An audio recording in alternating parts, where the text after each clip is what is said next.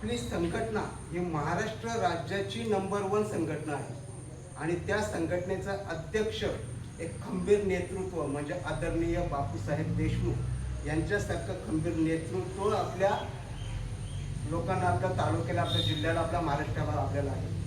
खरं तर आपण पाहतो सुईपुरती मर्यादित आहे आणि पहिल्यांदा आपल्या शहापूर तालुक्यामध्ये रयत शेतकरी संघटना आली आणि ती पण आपल्या महाराष्ट्रामध्ये नंबर 1 झाली.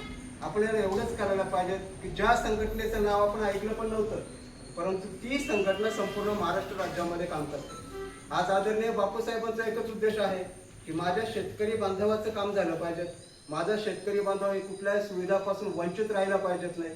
दुसरी गोष्ट त्यांचं हे एक ध्येय आहे की आज माझी संघटना आहे ती फक्त लोकांपुरती आणि शेतकऱ्यापुरती मर्यादित राहिले पाहिजेत. तिचं कुठल्याही प्रकारे पक्षामध्ये विलगीकरण होता कामा नये. आणि साहेबांचं हे सुद्धा मत आहे की जो माझ्या संघटनेतला पदाधिकारी हा कुठल्याही प्रकारे कुठल्याही गरीब शेतकऱ्याकडे पैशाची अथवा लाचेची मागणी करेल त्याला मी एका क्षणामध्ये बडतर्फ करेल. याला बोलतात संघटनेचं नेतृत्व. आणि आज एवढं मोठं नेतृत्व आपल्या पाठीशी असताना आपल्याला फक्त एकच काम करायचं आहे की जे साहेबांचे ध्येय आणि धोरणे आहेत ती सर्वसामान्य लोकांपर्यंत पोहोचली पाहिजेत. हे आपलं काम आहे. आज आपण विचार केला तर 20 वर्ष झाले आणि या 20 वर्षांमध्ये सोन्याला भाव आहे 1 लाख आणि भाताला भाव जेवढा 1500 रुपये होता तेवढाच आहे. म्हणून पहिला आपण याच्याकडे लक्ष दिलं पाहिजे.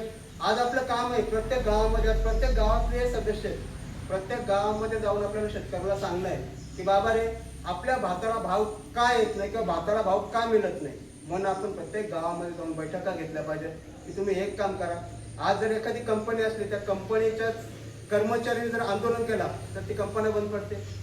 आज सरकारी कर्मचारी आज ज्या वेळेस भाताला भाव हा 1500 रुपये होता त्यावेळेस सरकारी कर्मचाऱ्याला पगार हा 2000 रुपये होता, परंतु आज त्या सरकारी कर्मचाऱ्याचा भाव वाढला 1 लाख रुपये पगार आणि शेतकऱ्याचा भाव जो शेतीला भाव आहे, जो भाताला भाव आहे तो तेवढाच आहे.